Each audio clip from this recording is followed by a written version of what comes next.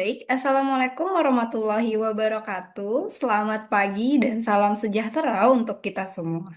Senang sekali dapat berkumpul dalam kegiatan pelatihan yang mengangkat tema pengenalan teknik evaluasi outcome harvesting untuk organisasi sosial. Nah, oke, baik. Nah, topik pada hari ini yaitu teknik evaluasi melalui outcome harvesting. Nah, pelatihan ini bertujuan untuk membantu organisasi masyarakat sipil memahami bagaimana outcome harvesting dapat diintegrasikan ke dalam siklus proyek organisasi mereka, sekaligus diajak mendalami studi kasus, praktik tugas, dan umpan balik. Pelatihan ini diharapkan menjadi pintu awal bagi organisasi sosial untuk membangun budaya evaluasi yang lebih etis, strategis, dan berdampak. Nah, sebelum itu, izinkan saya memperkenalkan diri terlebih dahulu. Perkenalkan, saya Fahira dari Lingkar Madani yang akan membantu berjalannya sesi pelatihan kita pada hari ini. Nah, teman-teman semua, pengisi pada pelatihan hari ini ada Deden Ramdhani atau biasa disapa Mas atau Bang Deden. Nah, beliau memiliki pengalaman lebih dari 8 tahun dalam social development, climate change, dan energy transition program. Nah, saat ini Mas Deden memimpin proyek We4Jet di Yayasan Penabulu. Sebelumnya, Mas Deden pernah mengelola Amplifying Voice for Just Climate Action dan berkontribusi sebagai research manager dan konsultan di beberapa organisasi. Mungkin tanpa berlama-lama lagi ya, waktu dan tempatnya Mas Deden. Halo. Suara saya sudah terdengar, Fahira? Oke, sudah Mas. Silakan Mas. Oke. Oke, terima kasih Fahira. Halo teman-teman semua. Salam kenal. Perkenalkan saya Deden Ramadhani.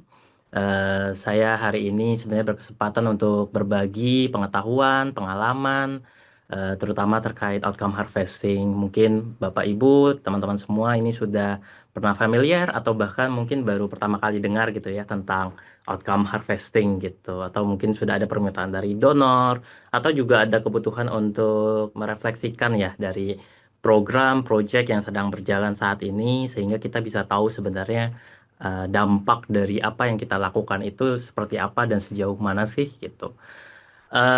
Mungkin itu pengantar sedikit dari saya. Boleh di-share screen sekaligus mungkin kita mulai dengan kuis dulu kali ya.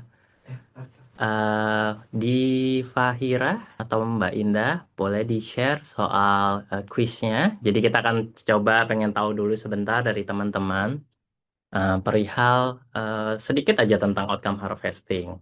Nah, untuk itu mungkin bisa gunakan handphonenya. Saya persilakan untuk buka linknya, yaitu di joinmyquiz.com. Atau bisa scan QR-nya di layar ya, Bapak Ibu bisa lihat di situ. Lalu nanti tinggal masukkan kode. Saya persilakan untuk bisa masuk dulu. Pertanyaan tidak banyak, ini lebih untuk kita elaborasi awal. Sebenarnya seperti apa sih pemahaman atau mungkin Bapak Ibu bahkan udah lebih fasih gitu ya soal outcome harvesting. Jadi saya persilakan. Ini kita menunggu dulu sampai Bapak Ibu masuk. Ya, sudah ada satu orang, dua. Namanya bebas ya, bisa anonim, bisa nama sendiri, jadi tidak akan pengaruh sama apa-apa. Oke, sudah ada 10. Mungkin kita tunggu sampai ya 13, 14. Ada lagi kah? 15. Oke, sudah kali ya mungkin kita bisa mulai. Oh, masih ada lagi ya. Oke. Silakan Bapak Ibu yang baru bergabung, kita akan ada quiz terlebih dahulu. Oke, mungkin sudah mau dimulai sekarang. Silakan. Masih ada peserta yang baru masuk. Kita tunggu sebentar. Oke. Iya, iya. Mas, ini kuisnya akan mulai dalam 1 menit ya. Ini ada. Oke. Ya, karena juga masih ada peserta yang baru masuk ya. Jadi kita memberi kesempatan supaya juga teman-teman bisa bergabung. Jadi kita tunggu sebentar. Silakan persiapkan. Ini juga pertanyaannya sangat-sangat sederhana. Tidak ada yang salah, tidak ada yang benar ya Bapak Ibu. Jadi lebih ke refleksi juga dan pengalaman gitu ya. Dan karena hari ini juga kita mulai gitu ya sesi belajar terkait outcome harvesting. Jadi kita bisa manfaatkan itu. Em, sudah 19 orang. Wah, namanya menarik sekali nih. Ada Cantik, ada Ono, Rory, Putih Telur, Anggur, Marimar. Oh, ada teman saya juga nih di YPPS, Ardi Boleh. Ono ya. Cukup banyak ya. Oke, kita akan mulai dalam 15 detik lagi. Oke, mungkin kita bisa mulai sekarang. It work or no? Mas, mohon maaf, ini ada kendala sinyal. Oke, oh it's okay, Oke, it's mohon okay, tunggu ya, teman-teman. it's okay. Oke, kalau gitu.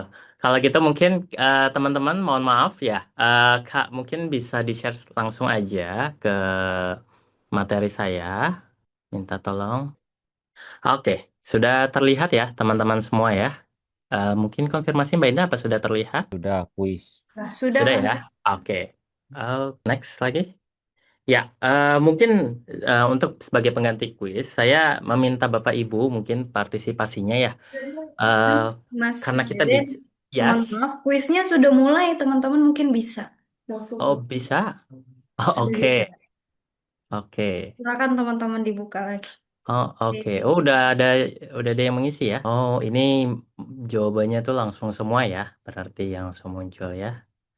Hasil skor ya. Oke, kita sambil menunggu responsnya. Hanya ada 3 pertanyaan saja, jadi silakan. Wah, titik ini yang paling tinggi ya skornya. Putih telur, wow disalip oleh ayam, hemp, iam, om. Aduh, saya nggak terlihat dari sini. Oke, mungkin kita bisa, oh masih terus ya. Berapa lama ini durasinya kalau Mbak Indah atau Mbak Fahira? Sepertinya udah semua ya, Mas ya. Ada semua ya. Oke.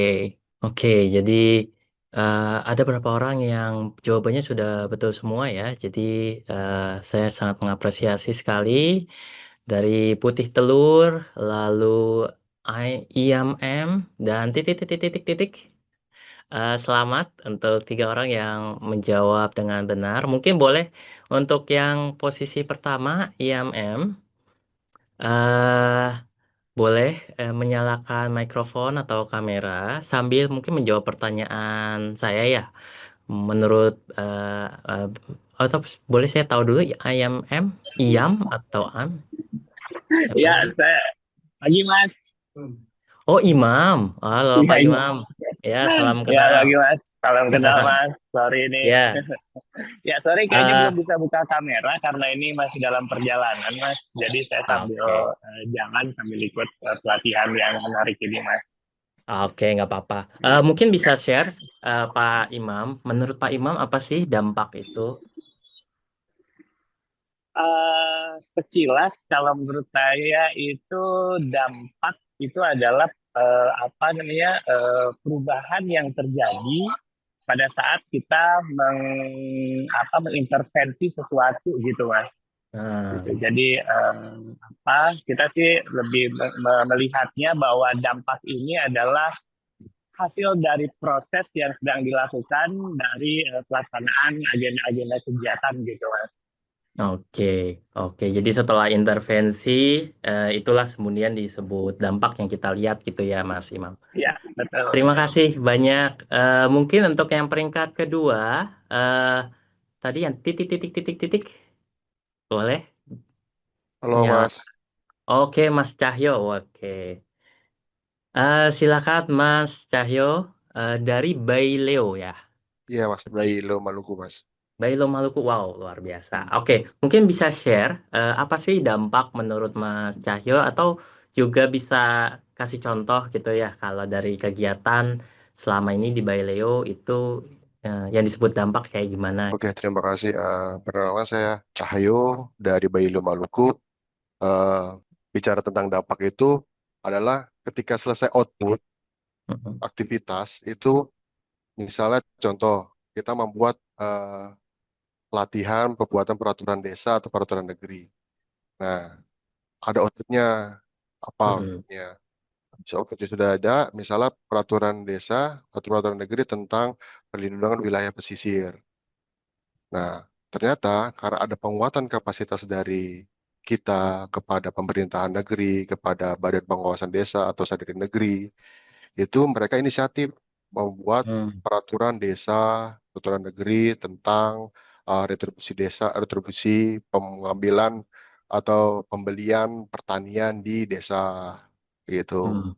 Jadi itu salah satu dampak. Habis itu ada lagi dampak yang kelestarian misalnya. Adanya spesies baru akibat peraturan negeri yang berjalan dengan baik. Terbitlah sasi-sasi atau perlindungan adat di desa tersebut. Begitu sih Hmm. salah satu dampak yang eh, tercetus dari proyek Walai Bailui Maluku sejauh ini yang bisa ditelusuri dengan sederhananya. Terima kasih, Mas. Oke, terima kasih Mas Cahyo. Menarik sekali ya. Tadi sudah terlihat sebenarnya dampak dari satu kegiatan pelatihan yang dilakukan by Leo hingga menghasilkan peraturan adat, peraturan mungkin di level desa, mungkin penganggaran juga gitu ya. Nah, boleh kembali lagi ke materi presentasi saya. Sebelumnya terima kasih Mas Cahyo dan Mas Imam tadi ya telah berbagi eh, pengalaman juga pengetahuan terkait dampak. Boleh next? Ya, jadi dampak itu yang yang tadi sudah disampaikan oleh Mas Imam dan Cahyo itu bukan hanya ticking box ya atau checklist gitu ya. Kita nggak bisa tuh ngukur perubahan. Oh, kalau kita boleh sebelumnya, kita sepertinya terlalu jauh. Ya. Kita tidak bisa hanya mengukur hanya misalnya oh karena kita melakukan ini lalu akan ada perubahan ini dan segala macam tapi justru sebenarnya dari cerita tadi yang Mas Cahyo Mas Imam sharing itu kan juga satu cerita bahwa setelah ikut pelatihan ternyata itu menghasilkan misalnya kebijakan-kebijakan masyarakat apa peraturan-peraturan di level desa ke apa kearifan lokal dengan sasi misalnya gitu. Dan cerita-cerita itulah yang sebenarnya jadi penting gitu. Ketika kita bicara perubahan, itu tidak hanya di level kita melihat em, ada dokumen atau apapun, tapi ada banyak hal yang sebenarnya kita bisa lihat, termasuk juga perubahan sikap, perilaku, cara pandang, dan segala macam. Itulah sebenarnya ya, inti dari perubahan. Dan outcome harvesting ini adalah salah satu alat yang Bapak Ibu bisa gunakan. Dan tampaknya juga sekarang mulai banyak pihak, lembaga donor, berbagai pihak lainnya yang melihat outcome harvesting ini sebagai tools yang penting gitu untuk bisa melihat perubahan. Apa sih kemudian kenapa outcome harvesting itu jadi sangat penting dan sangat berguna dan mungkin eh, jadi lebih sering diminta gitu ya oleh lembaga donor dibandingkan tools-tools lain? Hari ini kita akan banyak membahas itu, tapi sebelumnya saya akan memperkenalkan diri terlebih dahulu. Em, Boleh next? Ya, sebelum mendalami outcome harvesting, saya ingin sharing beberapa hal. Kenapa saya bisa di sini gitu ya? Karena eh, saya cukup lama bekerja di development sektor dan cukup banyak posisi juga, research, project, research manager, konsultan, advokasi lead, dan sekarang hingga lead dan KM di berbagai topik dan isu. Sebelumnya saya kerja di isu anak, lalu di isu ekonomi kreatif, jadi lompat sekali ya. Lalu berlompat lagi ke isu konservasi bersama YPK, lalu akhir-akhir ini saya banyak fokus ke energi terbarukan dan di IZ sebelumnya, kemarin Oxfam juga, dan di Penabulu saya juga diminta untuk menjadi Head of Mail NKM. Dan bicara outcome harvesting ini juga salah satu banyak sekali request dari berbagai donor ya. Dan saya juga frustasi soal itu. Jadi Bapak Ibu mungkin yang saat ini mulai diminta atau mulai menghadapi eh, permintaan terkait outcome harvesting. Jadi saya juga pernah ada di posisi yang sama. Baik saat kerja dengan HIVOS misalnya, DFED, DP, EU juga walaupun sekarang EU masih belum terlalu mendorong terkait outcome harvesting, tapi dalam laporan mulai mendorong tentang outcome harvesting. Dan pengalaman saya sebenarnya juga secara background, saya fokus di studi saya tentang perencanaan dan evaluasi pembangunan di S2 kemarin. Dan meskipun itu udah S2 dan juga udah pernah ikutin exchange, saya juga nggak se-expert awal-awal saya nggak se-expert Mas Cahyo dan Mas Imam gitu ya. Sudah tahu gitu tentang dampak, seringkali juga masih tertukar bedanya dampak dan output seperti apa. Jadi saya memulai dalam titik yang sama dan saya harap sebenarnya sesi ini lebih sesi sharing, sesi pembelajaran dan kita bisa belajar dari satu sama lain. Oke, boleh lanjut. Balik lagi ke pertanyaan saya. Kenapa kita perlu belajar tentang outcome harvesting? Mungkin boleh next?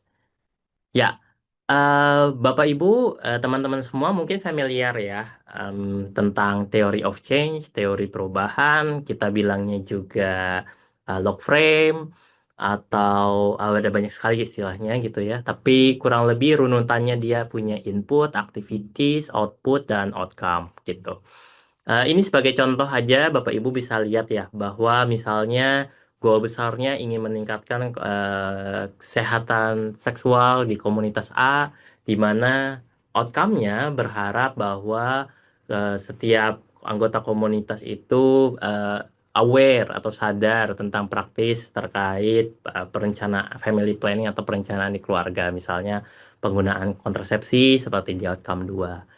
Nah, di aktivitasnya dia bilang bahwa akan memberikan akses ke suster supaya punya akses ke kontrasepsi, lalu memberikan pelatihan ke suster terkait family planning practice sehingga diharapkan itu punya pengetahuan yang meningkat dan nantinya ke keluarga juga akan punya dampak. Secara teori of change, secara log frame mungkin kita sudah sangat familiar dan para pengrajin proposal mungkin di masing-masing organisasi sudah sangat fasis dengan ini. Tapi kemudian ketika bertemu dengan evaluasi, apa yang terjadi? Boleh next slide? Nah, ini yang sering terjadi di dalam proses evaluasi, di dalam saat kita berjalan gitu ya. Kita memikirkan sangat logis dari kerangka programnya, bahwa kalau kita melakukan A, maka jadi B gitu ya. Seperti tadi contoh Mas Cahyo gitu ya. Kita akan melakukan pelatihan, pasti akan ada nanti peraturan masyarakat adat SASI gitu dengan kearifan lokal. Tapi realita kadang tidak sesederhana itu. Seperti di gambar yang saya beli kasih lihat ya. Di perencanaan, karena kita rencana mungkin di belakang meja, dan ketika melihat realita itu sangat ruwet. Kita bertemu kepala desa yang mungkin tidak punya keinginan untuk melakukan perubahan. Kita bertemu dengan masyarakat yang mungkin juga sibuk pergi ke laut dan segala macam, dan masih banyak faktor. Jadi eh, kalau pengalaman dulu saat waktu masih kuliah kemarin, ada satu istilah yang sering dipakai di kelas itu manusia itu berencana tapi Tuhan tertawa gitu ya. Jadi itu menggambarkan bahwa apapun yang kita rencanakan dalam kerangka logis TOC, dan kadang-kadang dalam realita itu tidak sesederhana itu. Next, boleh? Nah, inilah sebenarnya ruang di mana outcome harvesting itu menjadi tawaran ya. Karena banyak sekali intervensi sosial yang tidak berjalan sesuai dengan log frame, tidak sesuai dengan TOC. Perubahan juga sering tidak linear, tidak terduga, dan nggak bisa diukur dengan indikator klasik gitu ya.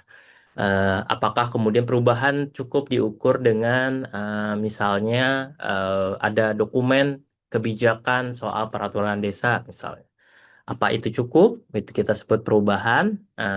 Karena bisa aja karena kita goalnya perubahannya ada peraturan desa, maka pendekatannya kita beri asistensi yang intens sekali pada peraturan desa, kita draftin dan itu akan jadi kan kita sebut klaim sebagai perubahan. Tapi apakah pejabat desanya punya perspektif yang kita harapkan gitu ya dalam kerangka proyek?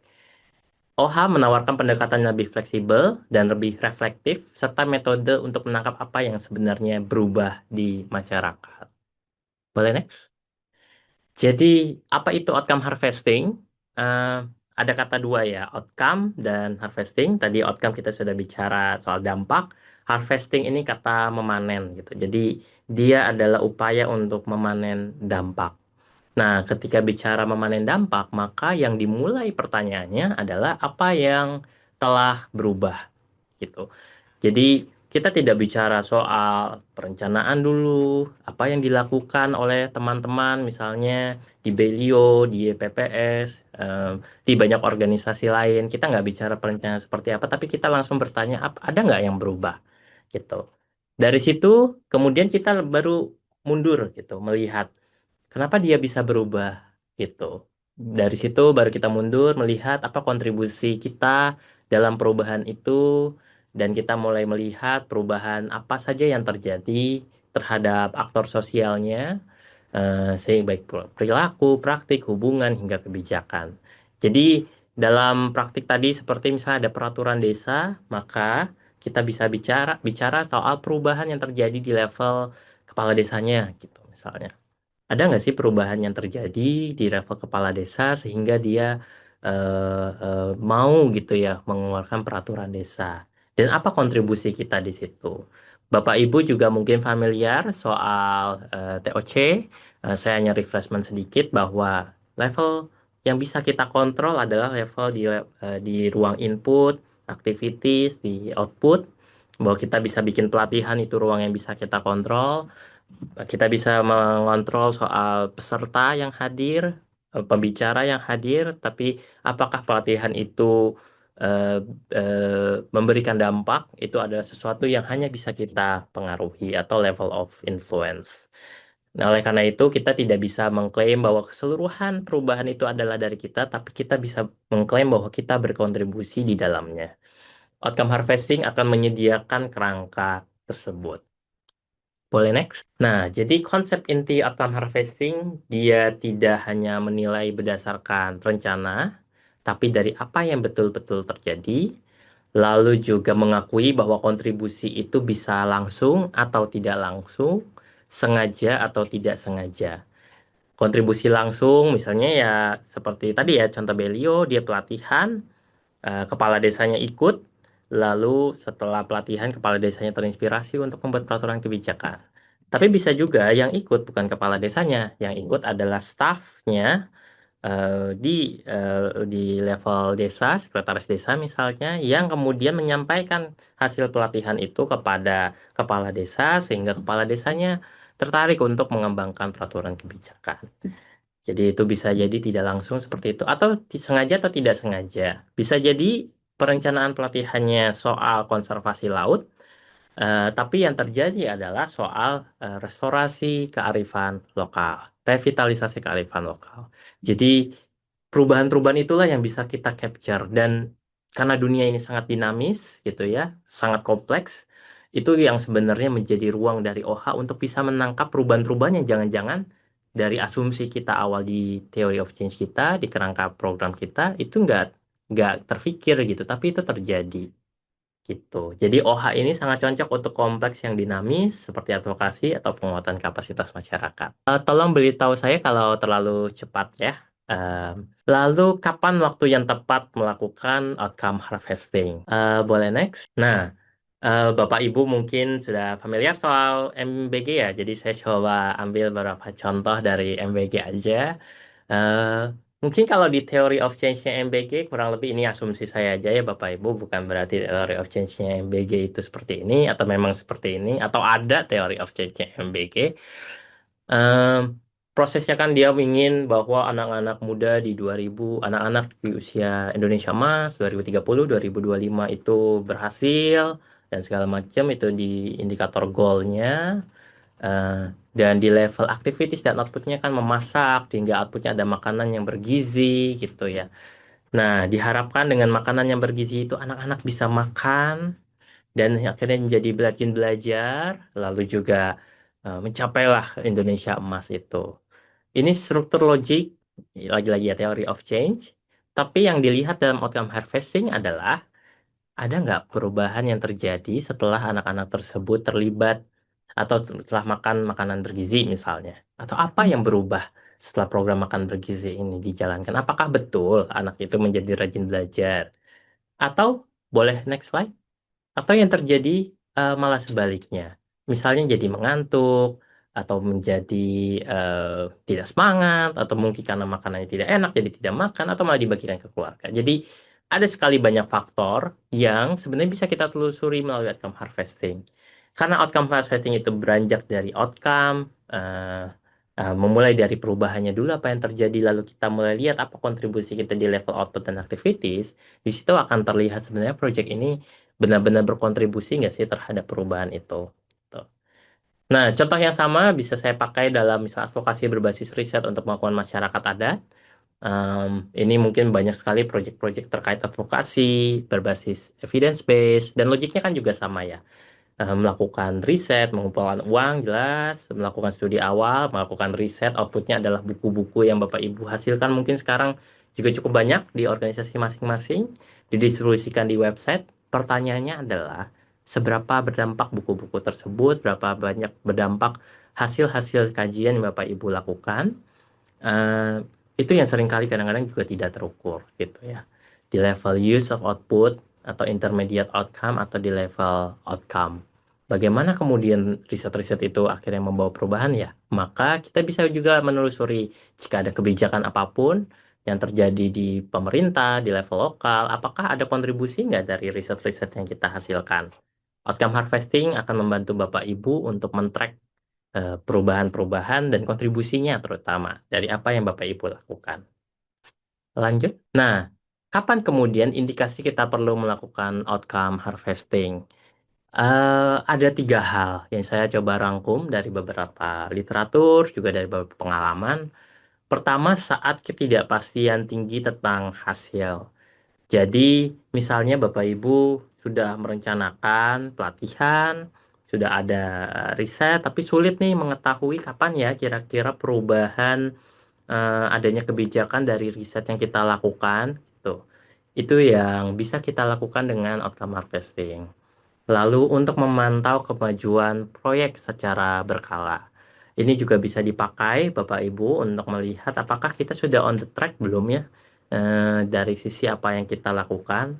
Ketiga juga ketika proyek menghadapi perubahan yang konteks yang cepat. Misalnya terjadi perubahan kepemimpinan kepala desa atau kepemimpinan kepala daerah atau bahkan kepemimpinan nasional. Itu ada seberapa besar sih perubahan yang terjadi itu juga yang bisa kita harvest melalui outcome harvesting.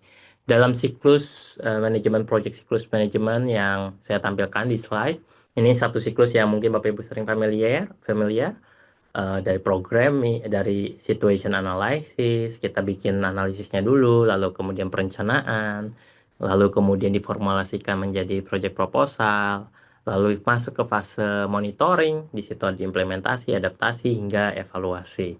Outcome harvesting dia bisa ada di evaluasi yang paling sering, tapi juga bisa digunakan untuk memantau juga kemajuan proyek. Jadi, misalnya dalam periode 1 tahun, Bapak Ibu ingin mengevaluasi setahun ini kira-kira perubahan apa aja yang udah dihasilkan. Itu dia juga bisa digunakan. Next. Nah, mungkin sebelum lebih jauh soal caranya melakukan outcome harvesting, saya ingin memberi ruang Bapak Ibu mungkin ada yang ingin ditanyakan terlebih dahulu soal outcome harvesting. Saya persilakan. Boleh ditulis di kolom chat atau boleh juga raise hand bertanya langsung ya soal apa itu sih sebenarnya. Jadi apa sih outcome harvesting atau apakah sudah terbayang sebenarnya pemanfaatan outcome harvesting? Saya persilakan. Halo Mas, Oh ya, saya silakan mau Mbak bertanya. Angelina. Ya, perkenalkan nama saya Engel dari Photo Voices International. Jadi, saya mau tanya untuk outcome harvesting ini, apakah dilakukan ketika sebuah program itu tidak bikin theory of change ataupun tidak punya logical framework, atau itu sebenarnya bisa dikombin, jadi walaupun sudah ada eh, log frame-nya, tapi ketika berjalan itu ternyata dengan kondisi yang tadi ya, yang sudah Mas Deden sebutkan, itu akan harvesting ini bisa digunakan juga. Ya, makasih wah pertanyaan yang bagus sekali ya. Jadi outcome harvesting ini dia itu dia memang biasanya basisnya theory of change, tapi dia tidak mengacu secara penuh terhadap theory of change. Jadi yang dia lihat tuh perubahannya dulu, bahwa misalnya Mbak Engel nggak punya theory of change sama sekali di projectnya, tapi pengen lihat nih hasil pelatihan-pelatihan ini ada perubahan nggak gitu. Outcome harvesting bisa digunakan untuk memanen itu gitu. Akan lebih bagus kalau misalnya juga punya theory of change. Maka ketika punya theory of change, outcome harvesting justru akan menguji tentang perencanaannya yang dilakukan oleh Mbak Engel. Misalnya di perencanaan awalnya hasil pelatihan karena Photo Voice ya, hasil pelatihan training Photo Voice sudah ada nih 30 orang yang sudah mengikuti pelatihan Photo Voice secara teori. Harapannya adalah mereka akan membuat 30 cerita gitu atau ada cerita-cerita tentang kearifan lokal atau cerita-cerita tentang transisi energi atau cerita-cerita tentang upaya komunitas dalam perlindungan anak gitu. Nah, lalu kemudian dilakukanlah outcome harvesting yang ternyata melihat, oh ceritanya ternyata nggak kesan, ternyata outputnya bukan eh, ada cerita, tapi justru malah melahirkan adalah agen-agen baru, aktor-aktor baru, karena orang-orang ini bukannya membuat cerita, dia justru melatih ke komunitas lain gitu misalnya. Oh, ternyata setelah ikut pelatihan saya nggak bikin cerita, tapi saya justru ngelatih ke komunitas A dan B, dan di komunitas ini justru yang mereka menulis. Jadi ada banyak sekali asumsi yang bisa kita uji di situ. Jadi outcome harvesting akan menangkap itu. Jadi dia tidak akan melihat lagi sebenarnya secara ansih, secara utuh tentang TOC, bahwa memang TOC-nya seperti itu, outcome-nya targetnya seperti itu, tapi yang dilihat kan perubahannya dulu, baru dilihat kontribusi di program, dan lalu dilihat apakah ini berkontribusi, apakah ini sesuatu outcome yang kita duga atau nggak terduga, gitu ya. Di situ sebenarnya manfaatnya, Mbak Engel. Kira-kira cukup menjawab kah? Atau ada pertanyaan lanjutan? Cukup, Mas. Makasih. Oke. Ada lagi, satu lagi pertanyaan? Sepertinya ada yang resen. Aku Oh, mau Rory tanya ya. Mas. Bu Rory, Aha. silakan. Ya, halo Kak. Saya Rory dari Lekap. Saya punya pertanyaan karena tadi waktu di penjelasan awal kan apa itu outcome harvesting bilang bahwa dimulai dengan pertanyaan apa yang telah berubah. Sementara tadi di slide materi yang terakhir eh, Kakak ada menjelaskan bahwa kapan kita perlu melakukan outcome harvesting itu ada tiga apa tiga tiga poin yang disampaikan ketika ada ketidakpastian, kemudian yang kedua memantau kemajuan proyek secara berkala, sama ketika kita mengalami perubahan konteks yang sangat cepat.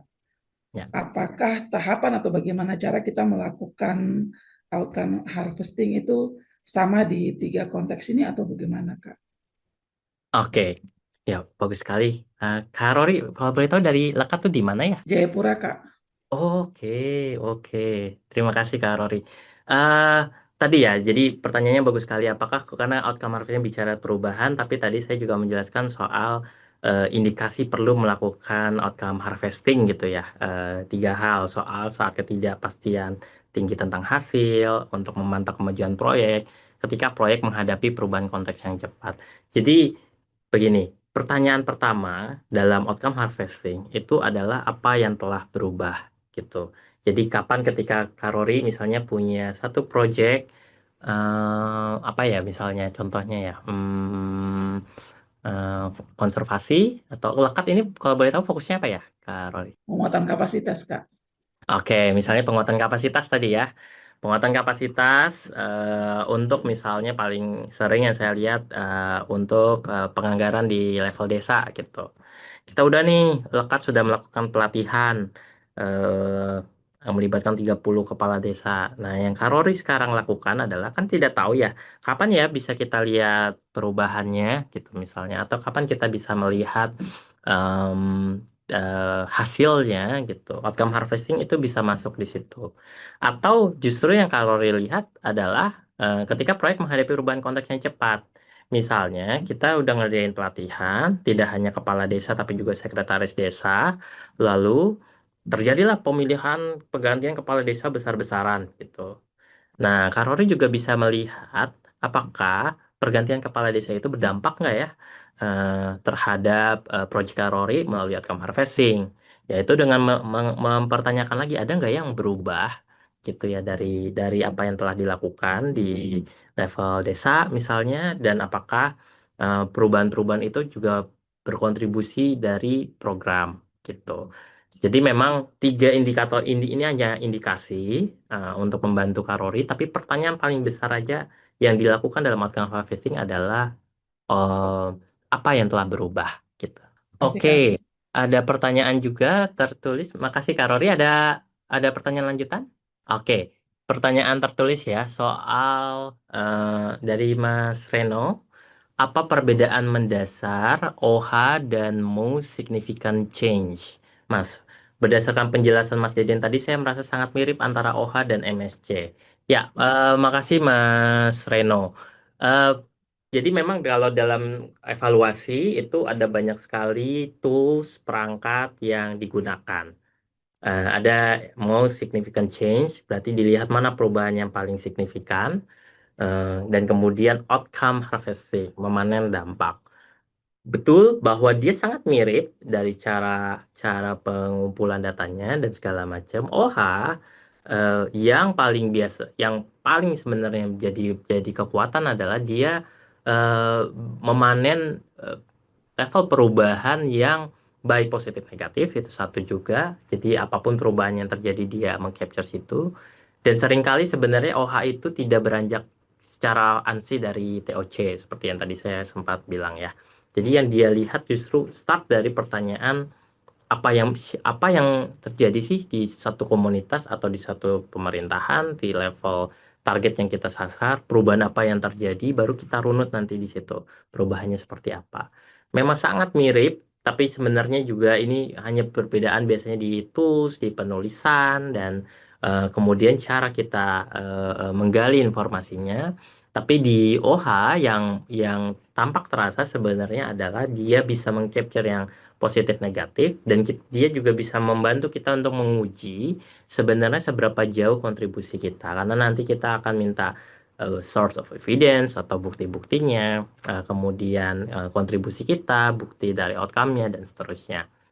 Nah, mungkin di materi selanjutnya saya akan membahas lebih detail tentang outline dari outcome harvesting yang mungkin nanti dari situ akan mulai terlihat nih tentang perbedaan OH dan OMSC dan juga eh, kapan kita bisa kapan OH berkontribusi lebih dan kapan mungkin OH kurang berkontribusi lebih. Itu Mas Reno ya.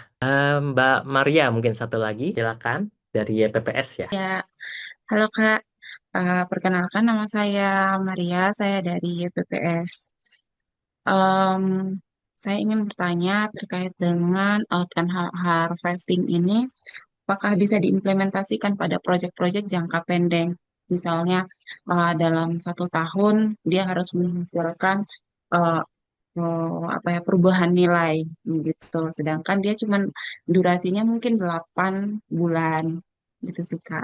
Ini bisa masuk gitu. Oke, oke. Nah, untuk menjawab pertanyaan itu sangat bergantung pada dari lagi-lagi desain program yang diajukan. Eh, bahwa bisa, bisa gitu. Jadi anggaplah 8 bulan itu adalah periode intervensi, lalu kemudian misalnya 8 bulan itu ingin kasih program pelatihan eh, apa mengembangkan briket kelapa gitu ya. Dilatihlah satu komunitas ini pengamal briket kelapa. Setelah jadi hanya 8 bulan selesai, ada 30 orang yang sudah terlatih. Nah, meskipun proyeknya selesai ya PPS pengen tahu 30 orang ini akhirnya dia menerapkan nggak ya pengetahuan yang mereka dapat gitu ya. Apa saja yang mereka peroleh gitu ya. Maka outcome harvesting bisa dilakukan di situ. Dengan pertanyaan pertama, ada nggak yang berubah gitu ya setelah pelatihan kemarin mengikuti bareng YPPS.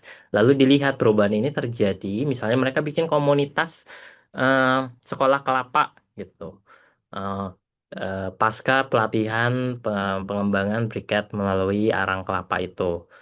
Nah, nanti ditelusuri oleh YPPS pembentukan komunitas sekolah kelapa ini hasil kontribusinya YPPS atau jangan-jangan karena ada organisasi lain yang datang atau karena dari pemerintah gitu ya yang tidak berkontribusi, ternyata perubahan ini tidak ada kontribusinya dari pelatihan yang dilakukan misalnya.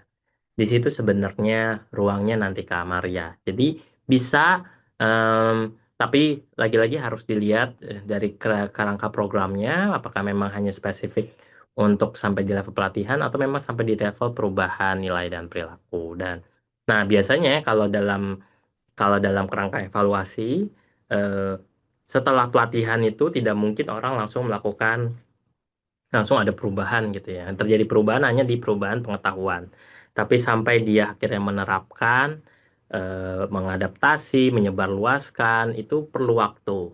ada banyak sekali literatur yang menyebutkan ada yang perlu waktu 1 bulan atau 3 bulan setelah gitu. Rata-rata yang dipakai adalah di rentang 1 sampai 3 bulan ya, dalam kerangka evaluasi. Jadi misalnya pelatihannya di bulan Juni, maka di bulan Juli, Agustus, September, berarti di bulan September, Bapak Ibu udah mulai bisa tuh mempertanyakan setelah pelatihan kemarin ada nggak yang berubah misalnya gitu. Itu Kakak Maria apakah menjawab? Ya, sudah menjawab. Terima kasih. Oke, terima kasih. Kalau gitu saya izin untuk melanjutkan materi yang tadi ya. Ke slide berapa ya? Skip, boleh di... Ya, oke. Ya, eh, bagaimana kemudian cara melakukan atau outcome harvesting seperti membuat film? Nah, saya boleh mundur dulu. Kenapa saya bilang ini? Karena saya juga punya passion untuk buat film.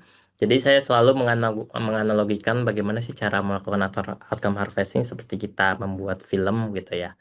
Jadi pertama-tama Bapak Ibu juga harus tahu siapa aja sih atau orang-orang apa saja yang pasti terlibat peran ya lebih tepatnya yang perlu ada dalam ketika kita melakukan outcome harvesting. Boleh next? Yang pertama adalah harvester ya gitu. Jadi orang-orang yang memanen dampak. Yang tadi menanyakan ada nggak yang berubah setelah ikut pelatihan gitu. Kakak Maria, Kakak Cahyo, Kakak Reno tadi juga Kak Engel gitu. Bisa jadi punya peran sebagai harvester gitu ya. Dia yang akan mengumpulkan, yang akan menanyakan kepada change agentnya atau agen perubahannya. Kepala desa yang sudah dilatih, sekretaris desa yang sudah dilatih, dia akan nanya ada nggak yang berubah gitu setelah mengikuti pelatihan yang akan berpengaruh terhadap sosial aktor. Sosial aktor ini tidak hanya berupa orang, tapi juga bisa berupa institusi, kebijakan, dan segala macam gitu. Yang nanti juga perlu diverifikasi, namanya verifier, bisa pihak eksternal, donor, bisa juga teman-teman lembaga lain gitu yang mungkin tahu tentang konteks dan nanti akan dipakai oleh harvest user atau penggunanya dari temuan OHA. Jadi kurang lebih ada 5 aktor, 5 peran yang perlu dilakukan dalam OHA dan siklusnya kita bisa bayangkan, boleh di next, itu seperti ini. Next. Ya, jadi kalau di film itu ada fase praproduksi, produksi, pasca produksi, distribusi gitu. Praproduksi biasanya orang-orang film itu dia akan melakukan namanya ngumpulin ide cerita. Apa sih film yang mau dibuat? Apa sih kenapa jadi penting gitu ceritanya dibuat gitu. Nah, dalam OHA logiknya juga sama. Kalau di film kita buat namanya ide ceritanya dulu, maka di OHA kita harus rumusin dulu namanya OHA statement atau pernyataan outcome harvesting. Dan kemudian setelah kita punya OHA statement, kita harus merefleksikan ulang seberapa penting cerita ini diangkat gitu kalau di film. Kalau OHA kita sebutnya signifikansi gitu. Seberapa signifikan ya kalau kita melihat perubahan ini terjadi di masyarakat. OHA statement itu seperti apa? Boleh naik? Ya, OHA statement itu di satu pertanyaan terkait OHA statement adalah kita harus bisa menjelaskan perubahan dalam satu kalimat. Siapa yang mengubah apa, kapan, dan di mana. Jadi dimulai dengan siapanya dulu, gitu ya. Eh, Lalu apa yang dia ubah, kapan, dan di mana itu terjadi, gitu. Jadi kita harus rumuskan secara jelas soal outcome statement ini sehingga kita jadi setiap orang yang mungkin di luar sana tidak tahu soal apa perubahan yang Bapak Ibu lakukan itu bisa mempunyai pemahaman yang sama. Nah, itu yang penting ketika kita menulis outcome statement, maaf. Dan kalau outcome statementnya mungkin ya ternyata warga desa Oseli itu jadi semangat, desa di Bali atau desa di Flores Timur itu menjadi semangat ya itu masih belum OHA gitu ya itu masih status WhatsApp aja gitu. Jadi kalau OHA dia harus merinci siapa yang mengubah apa, kapan dan di mana. Nah, sebagai contoh mungkin kita bisa eksplorasi di sini ya. Next. Nah, ini saya hanya contoh bahwa misalnya dari 2022 hingga 2024 itu ada satu project gitu ya, 2 tahun yang dilakukan misalnya Lembaga Pusat Iklim Indonesia melakukan advokasi ke universitas-universitas di Indonesia agar memiliki tim tanggap bencana dan perubahan iklim. Nah, ini ada beberapa model penulisan outcome statement. Eh, saya ingin tanya, mungkin Bapak Ibu boleh raise hand, mana yang kira-kira paling memenuhi prinsip OHA, itu OHA statement tadi, dan kenapa? Boleh raise hand? Silakan. Boleh dikasih lihat. Ada yang mau coba? Silakan. Hilang ya? Jangan di-share dulu. Atau boleh tulis di kolom chat tadi ya. Di chatnya mungkin ada. Saya sudah 3 screen, tidak bisa baca materi dan hanya tampak materi dan background polos. Apakah sekarang masih background polos, Kak Rory? Atau sudah ada? Sudah bisa, tapi hanya sebagian, Kak, tampak besar sekali. Oh, oke. Ya, kendala teknis sedikit ya. Mungkin ada yang ingin mencoba mana yang dari empat empat outcome statement yang ditampilkan di layar ini, mana yang paling memenuhi prinsip dari penulisan outcome statement. Boleh raise hand atau boleh juga tulis di kolom chat. Misalnya saya mungkin yang paling atas itu 1, sebelah keduanya 2, bawah 3, 4. 1, 2, 3, 4. Mas Deden, Kak Willy mungkin mau coba. Ini Kak Oke, Willy. silakan Kak Willy. Mike. Iya, kalau saya lihatnya yang paling pojok kanan bawah. Ya, yang keempat ya, yang berarti ya keempat. paling pojok kanan ya. Ya. Kenapa Kak Willy? Boleh share nggak? Yang pertama ada keterangan waktu, kemudian subjek dari aktor yang terdampak dari program advokasi ini ternyata berdampak pada rektor yang memiliki inisiasi untuk membuat gerakan atau membuat aksi untuk membentuk tim tanggap bencana di Universitas Indonesia Depok. Jadi kita lihat ada perubahan di situ oleh siapa, kapan, dan di mana. Ya, kira-kira itu. Oke, makasih Kak Willy. Oh, benar sekali. Jadi memang kalau kita lihat di 4 hal ini, 4 contoh ini, kalau kita lihat di contoh pertama, itu ada tanggalnya. Tadi benar yang kata Kak Willy bilang, ada siapanya, ada apa yang dia ubah, tapi ada satu yang kurang ini di mana gitu. Tim tanggap bencana dan perubahan iklim ini apakah di universitas di Uncendana gitu, mungkin di Kupang, atau mungkin universitas di Haluoleo di Sulawesi. Jadi ada banyak sekali. Jadi ini kita tidak tahu gitu. Yang kedua, yang sebelah kanan, Bapak Dr. Lionel Messi membentuk tim tanggap bencana di Universitas Indonesia. Wah, ini kelihatan nih udah ada siapanya, ada apa yang dia ubah, lokasinya ada, tapi kita nggak tahu kapan dia membentuk itu, gitu. Lalu yang ketiga, pada tanggal 10 Juli 2025, Universitas Indonesia membentuk tim tanggap bencana dan perubahan iklim. Nah, ini yang juga seringkali kita kegocek gitu ya bahasanya ya. Ada tanggalnya. Nah, ketika bicara siapa kan udah ada Universitas Indonesia gitu. Tapi itu tidak cukup gitu kalau dalam outcome harvesting karena yang mengubah itu pasti adalah uh, individu gitu, aktor sosial. Jadi kita harus sebutkan siapanya nih yang akhirnya dia memastikan membentuk tim tanggap bencana dan perubahan iklim. Karena Universitas Indonesia kan besar, besar gitu ya. Atau Unkris Wina, Universitas Cendana, IPB.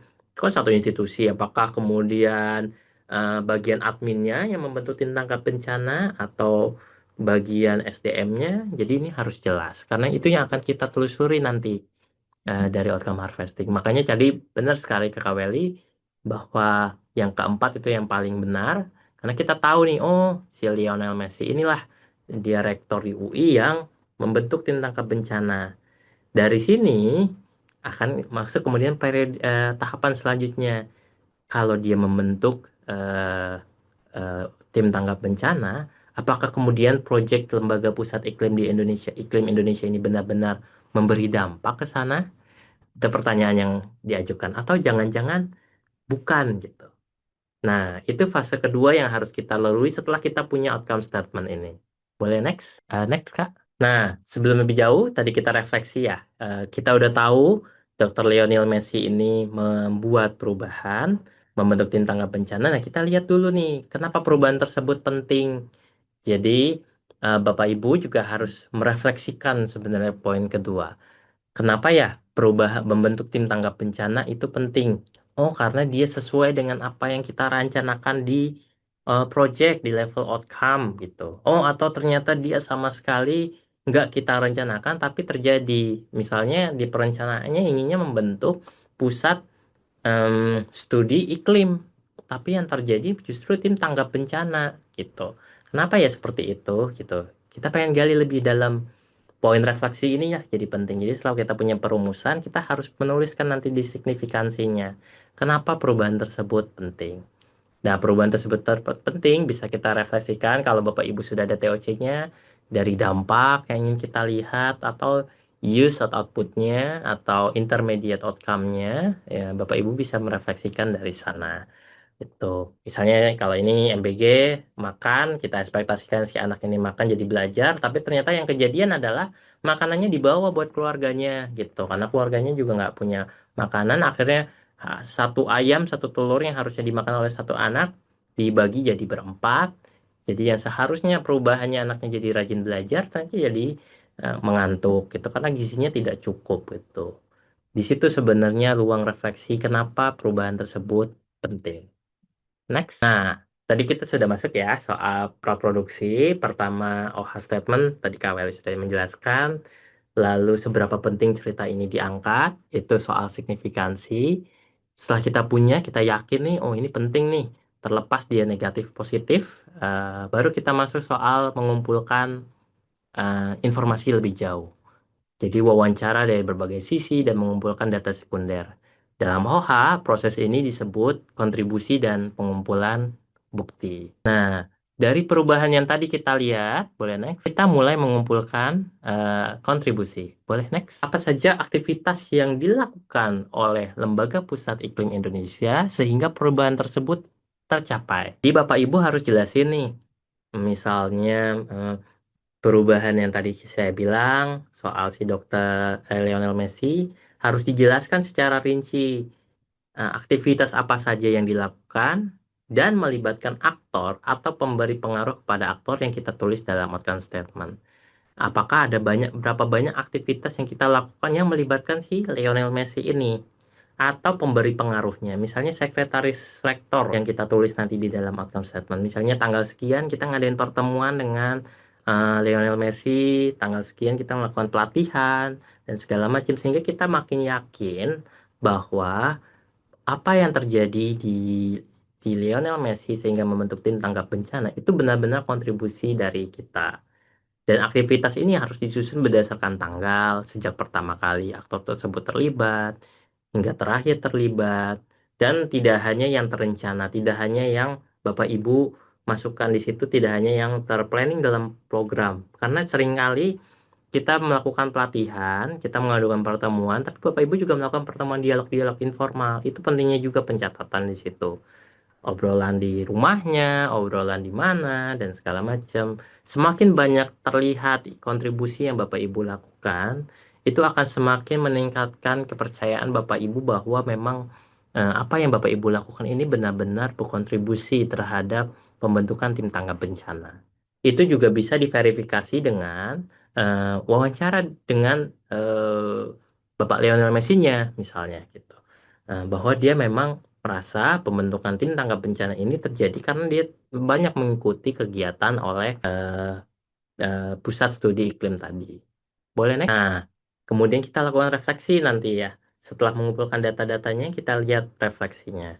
Tadi outcome statement-nya, Lionel Messi ini bikin tim tanggap bencana, tapi kontribusinya Lembaga Pusat Iklim Indonesia mengajak makan malam Bapak Dr. Lionel Messi untuk membicarakan tentang pusat studi untuk food estate gitu.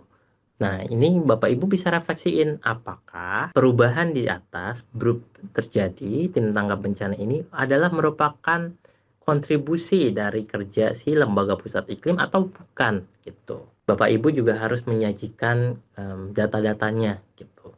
Di sini sebenarnya ruang kontribusi dan refleksi kontribusi itu juga yang jadi penting. Kenapa ya kok diskusinya soal pusat studi untuk food estate di saat makan malam itu, tapi yang dibentuk malah tanggap bencana perubahan iklim? Atau jangan-jangan tim tanggap bencana dan perubahan iklim kalau dalam kerangka evaluator ya, jangan-jangan ini bukan kontribusinya dari lembaga pusat iklim nih, karena di dialog sebelumnya soal pusat studi untuk food estate, misalnya seperti itu. Jadi mungkin sudah kebayang ya, di ruang kontribusi Bapak Ibu bisa menjelaskan secara rinci apa saja yang kontribusi yang sudah dilakukan per tanggal, foto, video, dan segala macam. Next. Nah, fase setelah kita mengumpulkan kontribusi, maka kalau di film setelah syuting gitu ya, ngumpulin data dan segala macam, kita akan masuk ke fase pasca produksi, ngedit filmnya gitu. Nah, disinilah Bapak Ibu akan melihat kesesuaian antara OH statement yang ditulis dengan kontribusi yang dilakukan. Gitu. Dalam OH proses ini disebut verifikasi. Memastikan apakah informasi si Bapak Lionel Messi yang bilang, oh iya karena saya habis ikut pelatihan bareng pusat studi tadi, sehingga saya buat nih tim tanggap bencana ini. Nah, di situ akan direfleksikan di dalam fase pasca produksi, yaitu di proses verifikasi tadi.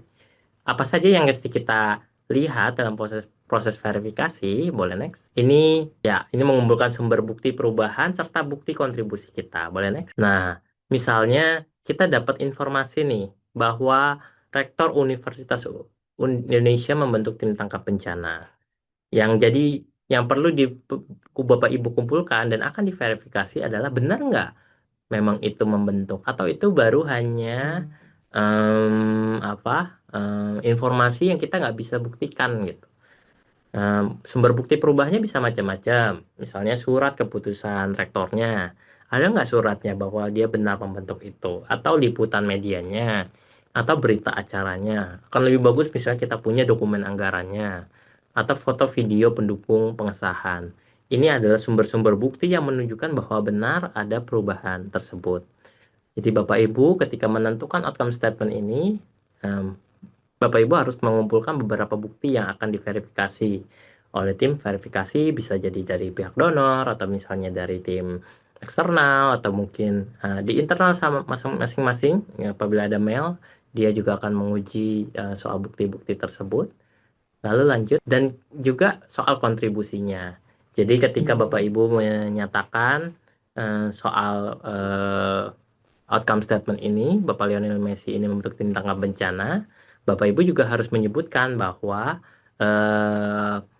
memang ada loh kontribusi kita yang tadi Bapak Ibu tulis di atas ya. Oh, tanggal segini saya ketemu dengan A, B, C. Maka harus ada tuh, ada nggak notulensi kegiatannya misalnya. Atau foto, video, dokumentasi kegiatan. Atau dokumen-dokumen pendukung lainnya. Pendataan komitmen, rencana aksi, atau apapun gitu yang menunjukkan bahwa Bapak Ibu memang berkontribusi di situ. Ini adalah cara, verifikasi ini adalah cara agar Bapak Ibu tidak overclaim. Bahwa memang benar kok si Bapak Rektor ini membentuk tim tanggap bencana karena ada kontribusi dari kita. Gitu. Next. Nah, itulah yang kemudian nanti direfleksi, diverifikasi. Seberapa kuat bukti-bukti yang menunjukkan perubahan tersebut serta kontribusi Lembaga Pusat Iklim Indonesia terhadap perubahan. Jadi, kita akan mengukur seberapa sih Bapak Ibu yakin gitu ya. Nah, perubahan itu memang hasil kontribusi dari lembaga atau tempat kerja Bapak Ibu gitu. Jadi memang bukti-buktinya juga harus kuat dari level catatan, rekaman, foto, video apapun yang meyakinkan orang dari pihak eksternal untuk yakin bahwa oh iya ini memang hasil kontribusi dari kerja Bapak Ibu gitu. Next. Nah, setelah itu bisa dikumpulkan semua, maka OH ini bisa jadi bahan yang sangat luar biasa Bapak Ibu. Yang untuk perbaikan program, maupun untuk model, maupun skema-skema intervensi baru. Next. Jadi pengalaman saya selama memanfaatkan outcome harvesting, dia itu bisa menjadi buku, misalnya artikel-artikel, tulisan, cerita perubahan yang kita angkat, misalnya Dia juga bisa menjadi film. Misalnya karena kita udah punya dokumen outcome harvesting yang sangat bagus, maka itu kayaknya bisa nih kita angkat jadi film gitu. Jadi materinya sudah ada, statementnya sudah kita bisa kumpulkan, dan itu bisa kita olah lagi menjadi film. Atau ketika Bapak Ibu melihat ada perubahan-perubahan yang tidak terduga nih. Oh, ternyata setelah ikut pelatihan ini, yang terjadi adalah perubahan yang lain. Di situ adalah ruang di mana Bapak Ibu justru bisa komunikasi dengan mitra-mitra, dengan donor, dengan lembaga pemerintah, sektor swasta, untuk melihat peluang baru. Misalnya seperti itu. Dengan evidence-evidence, bukti-bukti perubahan yang Bapak Ibu sudah tangkap di dalam outcome harvesting. Jadi itu beberapa pemanfaatan outcome harvesting. Sebagai kesimpulan, saya akan merangkum dalam beberapa poin. Yang pertama, sebenarnya outcome harvesting itu akan memberi nilai tambah pada saat apa sih? Yang pertama adalah saat proyek yang dilakukan itu tidak didukung oleh bukti yang kuat. Misalnya, OHA akan lebih tepat untuk proyek yang belum banyak didukung bukti atau tidak mengikuti teori perubahan yang ketat. Jadi, bisa teori perubahannya tidak terlalu ketat, masih ada ruang-ruang di mana untuk memodifikasi perubahan di level outcome, maka OHA ini akan sangat membantu Bapak Ibu. Atau misalnya, seperti program pelatihan itu kan tidak agak sulit ya untuk mengukur perubahannya gitu, nggak banyak buktinya. OHA bisa dilakukan sebagai alat untuk menunjukkan bukti dari hasil kerja kita. Kedua, proyek yang mencakup banyak faktor yang tidak terlihat atau tidak terduga. Misalnya, OHA ideal untuk proyek yang di dalamnya melibatkan banyak aktor sosial yang fokus pada perubahan sikap, perilaku, atau kebijakan yang memang nggak bisa diprediksi gitu sejak awal. Jadi yang Bapak Ibu bisa lakukan dengan OHA, Bapak Ibu bisa menangkap nih perubahan cara pandangnya, atau misalnya komitmennya, atau kebijakannya yang terjadi yang kita nggak bisa prediksi memang gitu. Tapi dengan OHA dia akan membantu kita untuk melihatnya.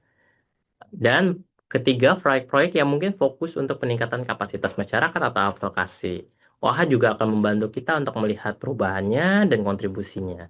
Advokasi, adanya peraturan tadi ya, komitmen, pembentukan tim, pendanaan, dan segala macam. Di situ OHA bisa bekerja karena kita bisa memperlihatkan bahwa memang perubahan itu terjadi atas kontribusi kita di dalamnya. Nah, ini juga berdasarkan refleksi saya. OHA sepertinya akan kurang memberi nilai tambah. Bisa dipakai, tapi kurang memberi nilai tambah pada tiga hal ini. Pertama, proyek dengan tujuan dan hasil yang terdefinisi dengan jelas. Misalnya, OHA sudah punya, misalnya proyek Bapak Ibu sudah punya tujuan, rencana, hasil yang sangat terstruktur, dan sangat bisa diprediksi. Teori perubahannya kaku, tidak bisa dimodifikasi, maka OHA sebenarnya agak sulit untuk dipakai. Karena dia justru akan mempunyai potensi untuk mengembangkan, merevisi lagi teori of change yang Bapak Ibu sudah susun. Yang kedua, proyek yang sudah didukung bukti kuat dan terukur. Misalnya proyek-proyek ini sudah punya data yang cukup bagus, bukti-buktinya sudah ada terkait dampak, maka OHA tidak lagi diperlukan karena nggak akan ngasih informasi baru atau tambahan. Yang ketiga, proyek yang fokus pada output dan efisiensi. Misalnya, proyek hanya fokus, misalnya tadi ya, contoh Kak Maria, dalam 8 bulan ya fokusnya memang hanya untuk mengukur 30 pelatihan gitu, keberhasilannya disebut berhasil. Atau distribusi masker ke desa gitu ya, ke Lewotobi, dan hanya itu gitu. Maka OHA tidak cocok untuk itu gitu. Jadi hanya kalau misalnya fokus output, efisiensi, maka sebenarnya OHA tidak diperlukan. Jadi tiga hal yang memberi nilai tambah dan tiga hal yang tidak atau kurang memberi nilai tambah dari OHA. Saya kira itu yang bisa saya sampaikan. Nanti kita bisa lanjut ke sesi diskusi. Boleh next dulu slide terakhir. Jadi satu yang bisa dirangkum dari sesi ini adalah bahwa outcome harvesting itu bukan hanya soal mencari dampak, tapi juga soal menghindari klaim dampak orang lain. Dengan kita bisa mengumpulkan kontribusinya, kita juga bisa ada momen refleksinya. Itu adalah momen kita benar-benar meyakinkan kita sebagai organisasi yang bekerja bersama masyarakat bahwa memang apa yang kita lakukan ini punya dampak yang besar dan kita bisa meyakinkan banyak orang bahwa memang kita berkontribusi terhadap perubahan itu. Jadi bukan mengklaim apa yang dilakukan orang lain itu sebagai bagian dari kita. Mungkin itu dari saya. Terima kasih Bapak Ibu. Mungkin setelah ini kita akan buka sesi tanya jawab lebih lanjut ya. Oke, oke. Ini ada pertanyaan dari Mas Anggur ya. Konusa, saya ketika melihat materinya bahwa prinsip awal lebih mengedepankan penemuan hasil daripada pengukuran. Sederhananya, hasil merupakan inti dari outcome maksudnya. Namun seberapa jauh proses penemuan ini dapat bebas dari bias atau asumsi awal dari harvester atau pemangku kepentingan? Bagaimana bisa bias tersebut bisa diminimalisir? Oke, wah ini bagus sekali. Jadi memang OH ini karena dia prosesnya evaluasi kualitatif, dia akan pasti sangat subjektif gitu. Jadi Bapak Ibu juga harus paham sama seperti kayak kita riset kualitatif ya. Riset kualitatif itu dia juga sangat subjektif dari pandangan penelitinya. Beda dengan kita riset kuantitatif gitu ya. Dia objektif, punya measurement yang terukur, ada landasan teori yang clear. Kalau kualitatif kan tidak seperti itu. Pun juga outcome harvesting karena dia sangat kualitatif, maka bias itu adalah hal yang pasti terjadi atau subjektivitas mungkin bukan bias ya. Subjektivitas itu sangat sangat mungkin terjadi. Bagaimana itu bisa diminimalisir? Beberapa hal yang bisa dilakukan dalam kerangka OH adalah di bagian verifikasi tadi, bahwa dia melihat itu perubahan yang terjadi, lalu kita kumpulkan kontribusi kita di dalamnya. Nah, di dalam struktur OH biasanya kita akan memberikan namanya rating gitu. Jadi, misalnya dari statement, lalu nanti ada bagian kontribusi kita jelaskan lah, oh kita melakukan A, B, C, D, D, B. Atau kita hanya melakukan 2 kegiatan. Nah, nanti di akhir kita akan merumuskan secara bersama-sama antara program manager, kalau mail ada di masing-masing organisasi, untuk melihat ini kira-kira ratingnya berapa ya, gitu. Apakah 2, 3, 4, 5. Biasanya kita buat dalam 5, 5 misalnya sangat berkontribusi, berkontribusi, kurang berkontribusi, sangat kurang berkontribusi, dan seterusnya. Itu yang akan kita gunakan sebagai alat sebenarnya untuk melihat seberapa jauh kontribusi yang kita lakukan. Jadi memang akan dibantu dengan scoring gitu ya. Untuk setiap kontribusi, verifikasinya, dampaknya dan segala macam. Itu beberapa hal yang bisa dilakukan, tapi saya tidak terlepas dari subjektivitas. Oke, pertanyaan kedua dari Kakak Magda. Wih, Kakak Magda ikut ini dari YPPS. OH yang ditemukan sulit dikaitkan dengan kontribusi program dan sulit teridentifikasi karena tidak direncanakan sebelumnya. Nah, justru ini yang menarik dari pernyataan Kakak Magda. Ketika melakukan outcome harvesting, justru nggak bisa nih dikaitkan dengan kontribusi program karena nggak direncanakan. Nah, itu sebenarnya justru daya tawar dari outcome harvesting. Nah, untuk itu mungkin Kakak Magda boleh share nggak nih, kayak gimana nih saat menemukan OH, melakukan OH, tapi ternyata pas dikaitkan dengan kontribusi program dia tidak terlihat. Kakak Magda boleh share, Kak? Kakak Magda? Baik, Oke. Mas Deden, luar biasa sekali. Terima kasih banyak. Ya, sebenarnya ini hanya apa curhat ya terkait dengan bagaimana mengidentifikasi OH yang kita lakukan di Project We4Z bersama dengan Penabulu juga gitu. Nah, hal ini waktu menutup tahun kedua kemarin, kita sempat diskusi juga sama Mas Deden, seberapa besar kontribusi dari program seperti itu ya, dan itu juga menjadi catatan bagi kami nih. Ternyata mungkin kontribusi dari program itu sedikit, tetapi dia bisa berdampak besar yang bisa kita panen. Itu catatan yang pertama. Lalu kemudian yang kedua, sebenarnya outcome harvesting yang kita panen di tahun kedua ini, di awal program itu sebenarnya tidak pernah kita rancang dalam POC. Itu yang menggembirakan gitu ya. Dan kami menemukan itu ternyata dari sudut pandang outcome harvesting kita bisa menemukan potensi-potensi yang memang bisa kita up seperti itu. Dan itu teman-teman yang mengajarkan kepada kami itu satu hal yang luar biasa. Dan mungkin ini juga bisa menjadi pegangan bagi kami ya. Kalau misalnya menemukan outcome harvesting, kita tidak melulu terpaku pada output kegiatan, lalu kemudian goalnya apa, tapi bisa melihat juga dari segi atau paradigma yang berbeda untuk bisa mendapatkan ini. Gitu. Itu sih Mas Deden.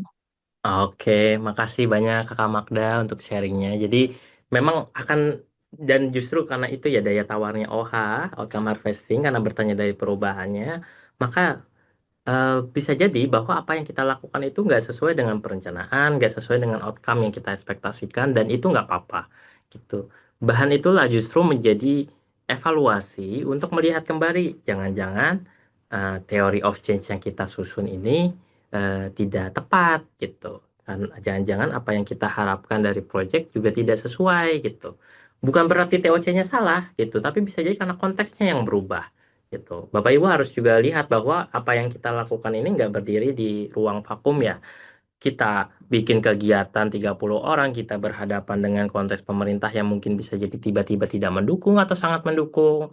Kita berhadapan dengan pendanaan. Kalau di kasus di EPPS, dia berhadapan dengan Gunung Lewotobi, laki-laki yang mungkin mundurin jadwal pelatihannya dan segala macam. Jadi dia nggak berdiri di ruang vakum gitu. Jadi em, itu tidak apa-apa dan itu akan memberikan kita justru ruang untuk merefleksikan kembali tentang teori of change-nya gitu. Terima kasih Kakak Magda sudah share. Pertanyaan lanjutnya adalah dari Mas Imam ya. Saat melakukan OH dan rupanya dampak tidak ditemukan, apakah berarti perlu ada penyesuaian terhadap TOC? Oke, ini pertanyaan yang menarik. Jadi eh, mungkin ini juga salah satu materi yang akan saya sampaikan sebenarnya di minggu depan. Ketika kita melakukan outcome harvesting, apa yang bisa kita lakukan sebagai pembelajaran kita sebagai organisasi? Nah, em, yang bisa kita lakukan adalah kita bisa men-track mundur lagi dari strategi intervensi kita. Jadi ini hanya pengantar sedikit saja, tapi mungkin nanti di minggu depan kita bisa elaborasi lebih jauh ya, bahwa em, dalam sebuah evaluasi program itu yang dilihat biasanya ada 3 sampai 4 tangga gitu ya. Yang pertama soal reaksi. Jadi ketika Bapak Ibu melakukan pelatihan, dilihat dulu nih reaksinya orang-orang tuh senang nggak sih sama pelatihannya? Atau misalnya kayak pelatihan sekarang, yang diukur adalah apakah narasumbernya memberikan ruang bertanya yang cukup besar buat Bapak Ibu, atau terlalu banyak bicara nih narasumbernya, atau cara menyampaikannya membosankan. Itu reaksi. Jadi jangan berharap ada perubahan kalau reaksi dari pesertanya aja udah negatif gitu misalnya. Lalu setelah reaksi, baru kemudian di level pengetahuannya. Setelah ikut pelatihan, apakah dia meningkat nggak pengetahuannya? Biasanya diukur di pretest dan post-test gitu. Nah, setelah kita tahu, oh dia ternyata meningkat betul kickback trick. Dan terakhir yang ketiga adalah kita lihat kemudian di level perubahannya setelah dia ikut pelatihan, apa yang dia ubah gitu. Dan mengubah itu kan ada banyak kondisi ya. Bisa jadi dia juga nggak mau berubah nih. Setelah ikut pelatihan nggak bisa mengadvokasi peraturan kepala desa. Kenapa? Karena kepala desanya tidak punya willingness, konteks politiknya tidak mendukung, pendanaannya juga tidak mendukung gitu. Nah, 3 tangga ini yang nanti juga di ujungnya adalah goal gitu. Baru kita lihat perubahannya.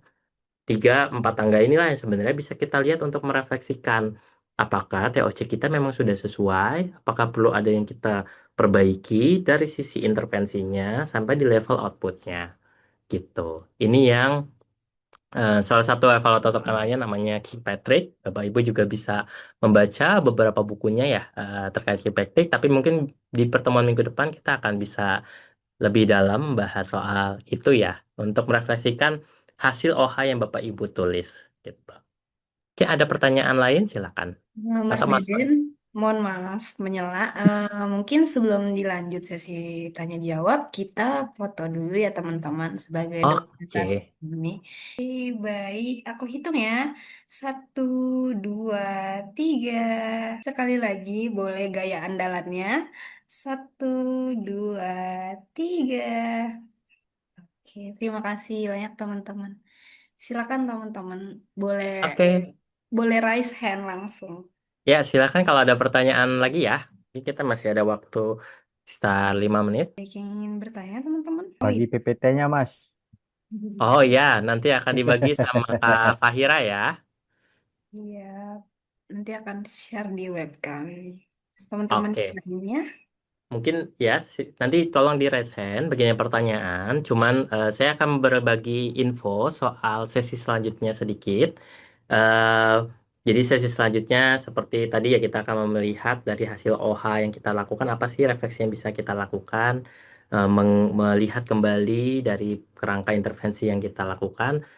Dan untuk itu saya akan mengajak Bapak Ibu, mungkin karena kita masih punya waktu beberapa hari ke depan untuk melakukan exercise gitu ya, latihan menulis outcome harvesting. Nanti akan dikirimkan mungkin ya kepada peserta template-nya terkait outcome harvesting. Bapak Ibu sudah bisa mulai mendraft di situ. Dan mungkin akan lebih bagus kalau misalnya nanti di sesi selanjutnya Bapak Ibu bisa share terlebih dahulu apa yang sudah dilakukan. Saya kira ini momentum yang baik untuk kita saling belajar satu sama lain. Kita melihat lagi outcome statement yang Bapak Ibu tulis, kontribusi dan verifikasinya. Eh, jadi mungkin nanti bisa ya, sudah dibagikan. Terima kasih Mbak Indah. Jadi bisa dilihat di linknya.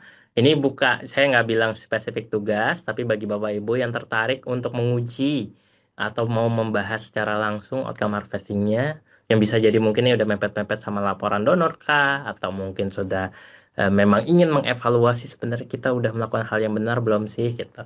Saya bagikan di dalam Google Drive. Silakan Bapak Ibu bisa share ya untuk materi dan juga template-nya gitu. Nanti di hari Selasa ya kalau nggak salah Mbak Fahira ya. Iya, Mas. Ya, Betul. di hari Selasa kita akan mulai sesi awal dengan membahas apa yang sudah Bapak Ibu lakukan. Eh, Lalu nanti kita akan mengevaluasi dari situ apa yang bisa kita pelajari ya dari outcome harvesting secara lebih mendalam. Terima kasih. Ada pertanyaan, Bapak Ibu? Kalau tidak, mungkin saya akan kembalikan ke Mbak Fahira. Saya persilakan. Oke, teman-teman, apakah masih ada lagi? Jika tidak ada, kita cukupi. Bagaimana, teman-teman? Apakah sudah cukup? Oke, boleh kasih jempolnya. Oke, udah banyak yang Cukup. kasih jempol nih. Oke. Mungkin teman-teman ada yang ingin bertanya terkait materi ini sebelum kita tutup. Eh, Terkait tugas untuk minggu depan ya, Mas ya? Ya, oh ini Mas, mungkin sharing pengalaman. Mungkin Mas bisa boleh. sharing. Boleh Kakak Kira-kira Willy. Mas punya pengalaman tentang ketika lagi harvesting outcome ini ada hal-hal yang di luar prediksi nggak? Di luar desainnya Mas untuk uh, mengkolek perubahan-perubahan itu. Oke. Tantangannya apa sih yang paling ini di lapangan? Gitu. Oke. Makasih Kak Willy. eh Kalau saya kemarin, kebetulan kemarin sedang jadi project manager di Oxfam ya untuk Project V4Jet, tadi Kak Magda sudah sampaikan sebelumnya. Yang paling sulit tuh sebenarnya mungkin kita outcome statement, beberapa teman-teman itu mudah gitu menuliskannya. Tanggal sekian, Bapak ini, kepala desa ini melakukan peraturan apa dan segala macam. Yang paling sulit adalah, dan sering kali saya temukan, soal penulisan kontribusi. Karena pengarsipannya juga seringkali tidak rapi. Misalnya, oh saya bikin ini mas, kegiatan pertemuan dengan kepala desa, segala macam, dan seterusnya. Tapi tidak ada bukti-bukti yang cukup kuat gitu ya. Eh, jadi hanya ada catatan, bahkan catatannya hanya kepala dan lisan gitu. Nah itu yang sulit sekali. Jadi saya juga ragu apa benar ini kontribusinya dari teman-teman. Atau jangan-jangan dia habis ketemu sama gubernur nih, jadi bikin peraturan daerah A atau B gitu. Biasanya permasalahan yang sering muncul itu di kontribusi. Eh, itu yang kalau dari sisi eh, kita pelaksana proyek juga harus kritis itu melihatnya. Jangan sampai buktinya belum cukup, kita udah klaim bahwa ini adalah dampak dari kita. Itu satu. Yang kedua juga ada juga beberapa kondisi di mana outcome yang diperoleh itu memang tidak sesuai sama sekali dengan apa yang kita harapkan di project. Em, Contoh paling nyata apa ya? Eh, Misalnya kita fokus ke em, peraturan daerah gitu yang kita harapkan. Tapi yang terjadi di masyarakat justru ada peraturan adat gitu yang kita dapat gitu. Nah, itu juga bisa jadi itu yang kemudian justru malah pas temuan kita dapat soal peraturan adat bukan peraturan desa misalnya. Itu yang bisa kita refleksikan, peraturan adat ini seberapa signifikan ya gitu. Oh ternyata buat konteks masyarakat adat di desa A, peraturan adat itu jauh lebih kuat dibanding peraturan desa itu sendiri gitu, karena dia mencakup ke wilayah yang lebih banyak di situ. Jadi walaupun di TOC-nya outcome-nya adalah peraturan desa atau pemerintah mengeluarkan peraturan bla bla bla bla bla, eh, itu jadi beda gitu. Tapi kita bisa bilang bahwa dengan outcome harvesting peraturan adat ini yang lebih signifikan gitu. Itu sih Mas Willy beberapa hal yang bisa kita manfaatkan ya dari outcome harvesting. Dan dengan kontribusi penjelasan bukti yang kita bisa kumpulkan dengan baik, itu akan semakin meyakinkan pihak luar eksternal termasuk evaluator untuk melihat oh benar ya ternyata dari project ini bisa menghasilkan ke banyak hal ya atau ke hal yang lainnya gitu Mas Willy. Mungkin Mas Willy juga bisa sharing, ada pengalaman kah terkait outcome atau terkait outcome harvesting, silakan. Iya, saya juga di posisi sebenarnya jadi Mel juga, Mel, tapi di officer di lapangan, ya lebih banyak sehari-hari untuk ngumpulin apa namanya data yang mengarah ke kita bisa menyusun statement outcome ini. Nah itu tantangannya ya, beberapa rencana di awal ini kan tidak sesuai di tengah jalan, ada perubahan. Nah, ini yang mungkin masih banyak perlu berlatih juga untuk itu, karena melihat dinamika program dengan project yang kita sudah susun di awal, di tengah, kemudian berubah di akhir, ini yang perlu banyak banyak jam terbang juga yang terbang. Terus kemudian tantangan-tantangan dari senior-senior di Mel juga ini kan penting sekali untuk kita yang yang jam terbangnya masih rendah ya, di berbagai bidang, apalagi melihat itu aktor-aktornya, aktor-aktor, karena banyak aktor yang kita harus pilah-pilah mana ya benar. Ada memang semuanya berubah, cuma ada beberapa aktor yang memang sangat punya pengaruh besar untuk jangka yang cara melihat mereka ini yang kira-kira kita di lapangan itu kadang-kadang harus belajar lagi dan banyak refleksi lagi. Mungkin mungkin pengalaman Mas kalau ada yang kita berhadapan dengan masyarakat yang tadi ada yang mau berubah, ada yang tidak, terus kemudian intervensi program masuk, ternyata dari situ kita sudah mulai memonitor ya kira-kira ini arahnya akan dampaknya seperti apa. Kalau terkait ketika Mas mau desain outcome harvesting ini kan ada tahapannya nih. Sebenarnya outcome harvesting ada tahap desain. Nah, biasanya kalau Mas desain di awal itu menggunakan format atau panduan itu seperti apa? Oke, makasih Mas Willy. Ya kalau selama ini saya punya format untuk penulisan outcome harvesting yang saya bagikan juga di dalam Google Drive.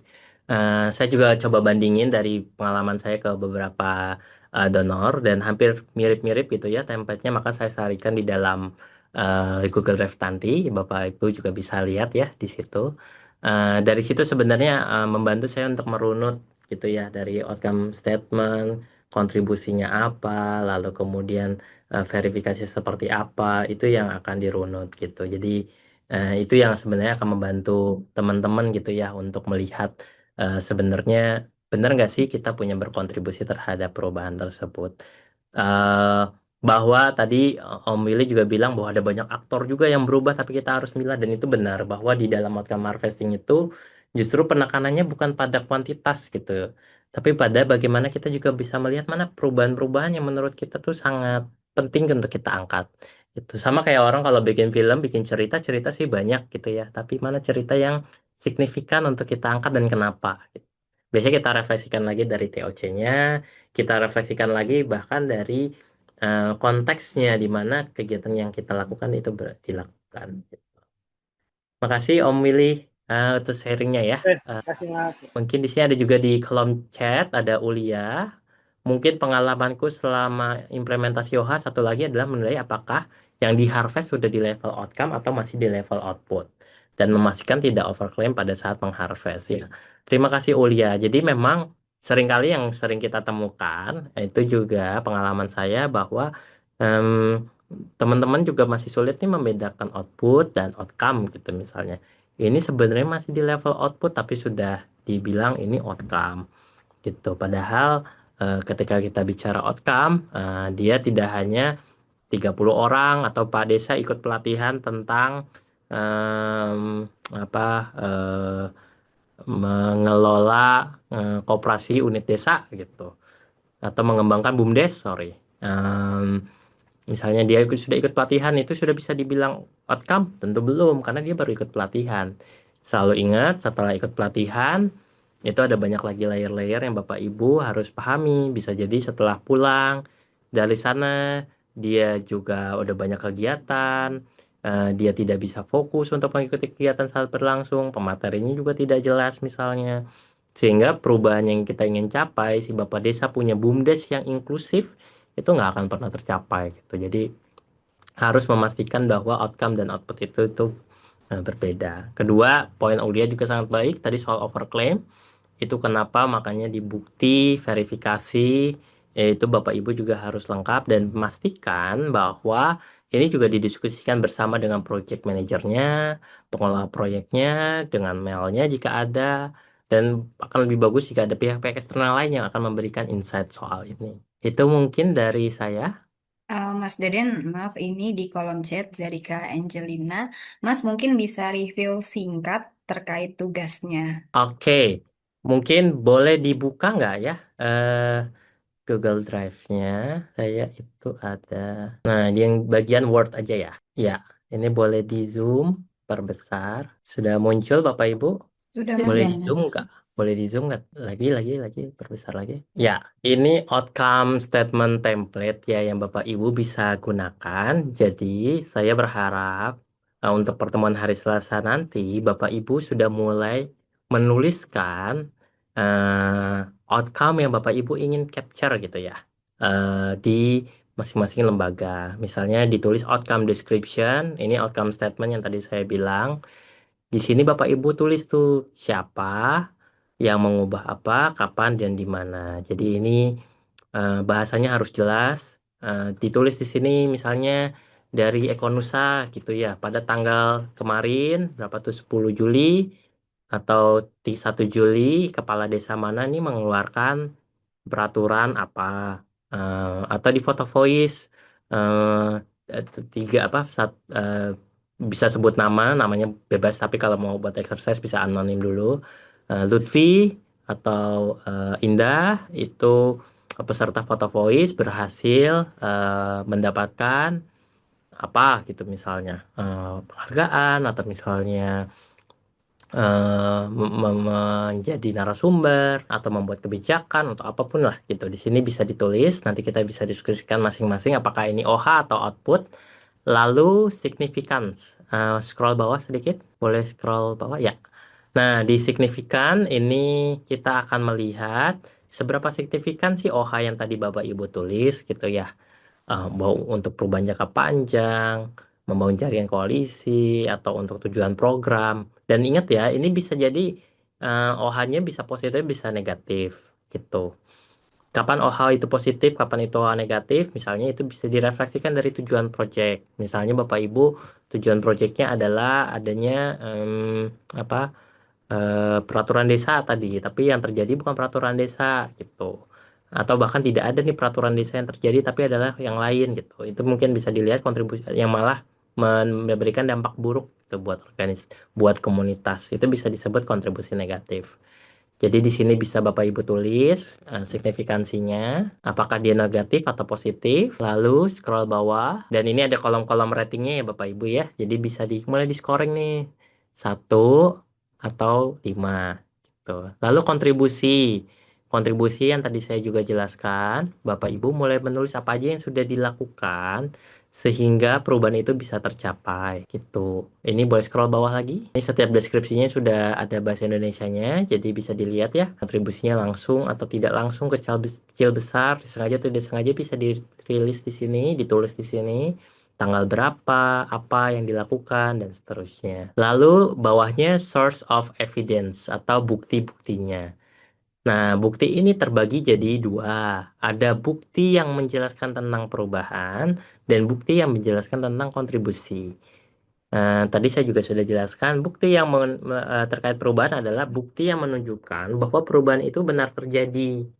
Misalnya tadi tim tanggap bencana perubahan iklim, saya bilang maka buktinya apa tuh? Yang menunjukkan memang terbentuk SK Rektor kah? Gitu. Kalau peraturan desa, bukti perdesnya, scan kopinya adakah? Misalnya. Itu bisa ditulis di sini, baru bawahnya bukti bahwa Bapak Ibu benar-benar berkontribusi. Kalau tadi di atas mungkin hanya tulisan, misalnya tulisan tanggal sekian, tapi ada nggak MOM-nya, ada nggak catatannya, ada nggak fotonya, gitu. Di situ yang akan menentukan bahwa Bapak Ibu sangat yakin nih terhadap bukti-bukti yang dilakukan dari level outcome maupun kontribusinya. Boleh scroll bawah sedikit, gitu. Nah, biasanya dalam OH template seperti ini ada namanya kerahasiaan. Apakah ini bisa digunakan untuk publikasi? Apakah ini hanya konfidensial karena beresiko untuk individu atau organisasi, jadi nggak bisa dipublish? Bapak Ibu juga bisa checklist di sini. Eh, ini akan menentukan oleh evaluator apakah hasil yang Bapak Ibu lakukan terkait OH tadi bisa nggak dijadiin film, buku, dan segala macam. Atau karena ini rahasia maka nggak bisa diterbitkan. Gitu, karena akan beresiko terkait perubahan ini. Itu mungkin dari saya penjelasan terkait tugasnya. Saya harap bisa mulai di exercise Bapak Ibu, di-download, terus diketik di dokumen. Lalu nanti bisa dikirimkan ke Mbak Indah atau ke Mbak Fahira kali ya. Kalau bisa dikirimkan lebih awal. Atau bisa langsung di-share saat nanti sesi kedua kita sambil membahas tentang bagaimana kita membaca hasil OH dan bagaimana kita merefleksikannya. Oke, baik. Terima kasih, Mas Deden. Teman-teman, nanti tugasnya bisa dikumpulkan di link G Drive yang nantinya akan di-share linknya di kolom chat ya. Baik, kalau begitu kita cukupkan pelatihan hari ini. Terima kasih banyak Mas Deden atas penjelasannya. Dan juga terima kasih kepada teman-teman atas keaktifannya pada hari ini. Nah, sesi selanjutnya akan dilaksanakan pada Selasa 15 Juli 2025 di jamnya masih sama yaitu pukul 10 WIB. Nah, untuk rekaman pelatihan ini bisa diakses di YouTube kami, Lingkar Madani, dan materi dapat diakses di web kami, yaitu lingkarmadani.id. Kalau begitu, saya tutup. Mohon maaf atas kesalahan ucapan dan kekurangannya. Kalau begitu, sampai bertemu kembali teman-teman di minggu depan. Oke, terima kasih teman-teman semua. Sampai Banyak. bertemu lagi. Kak Fahira, Ya, ini mau nanya kemarin tuh ketika registrasi itu jadwal Zoom-nya di tanggal 16. oh iya, Mungkin nanti belum boleh diganti dicek lagi. teman-teman. Yang benar di 15 ya. Oke. Oke, kalau gitu sampai bertemu di hari Selasa semuanya. Untuk linknya nanti mungkin bisa chat aku atau Mbak Indah terkait link pengumpulan GDrive ya. Oke, semuanya terima kasih. Terima kasih Mas Deden. Ya, terima kasih. Terima kasih semua. Makasih Mas Terima kasih Deden semua. dan semua. Ya.